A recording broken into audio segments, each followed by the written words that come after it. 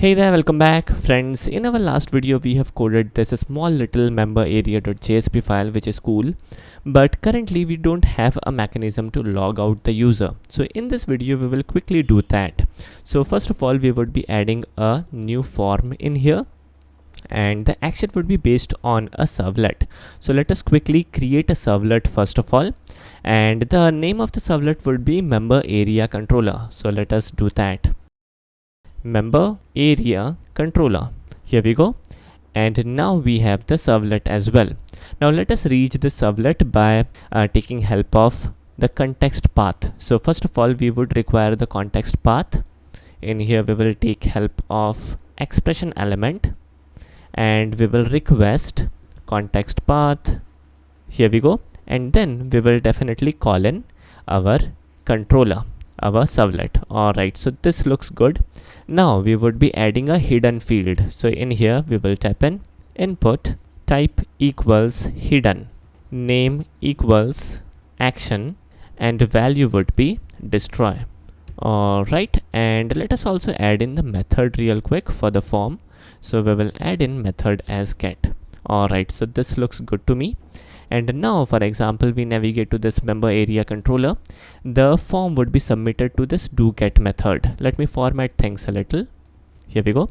And let me get rid of anything and everything which is there. All right. Now, moving forward, let us add in a string variable by the name of action. And we will initialize this action by taking help of the parameter. So in here, we will type in request dot get parameter, and the name of the parameter is action. All right, so this looks good. And in here, let us add in a switch case over this action. So we will add in a switch, and key is action, and the first value would be what? The first value would be destroy. And if the value of action is destroy, in that case we will give the response as response dot send redirect. So we will redirect the page to login.jsp. All right, so this looks good.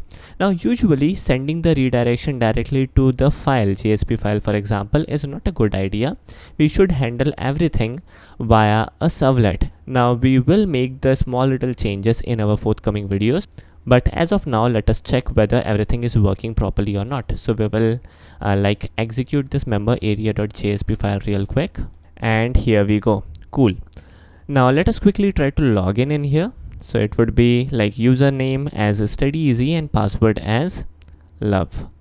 All right, so here is our member area, and I guess I have forgot to add the submit element. So let us quickly add in the submit element. So in here I will type in input type equals submit, and value would be, for example, logout.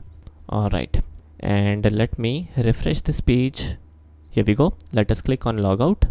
Cool. So we are redirected to this login.jsp page, but somehow friends, the session is not destroyed. So we haven't destroyed the session. Here we go. So the session is not destroyed, so let us do that as well. So in here, first of all, we will request the session. So we will type in request dot get session dot invalidate. Now friends, this invalidating the session is not enough. For example, we invalidate a session, which is cool, but in the background a new session ID would be generated. Now if we check the business logic, we already have implemented a yet another cookie with the name of username, and this username cookie is the key.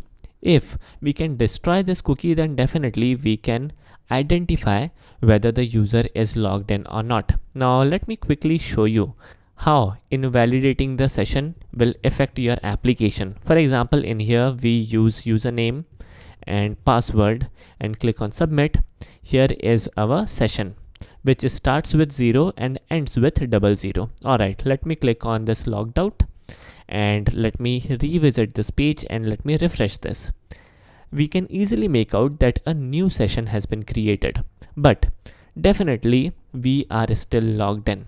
So in here, the thing which we need to do is very simple. In here, we will try to get the cookies, and we will try to invalidate the cookie itself.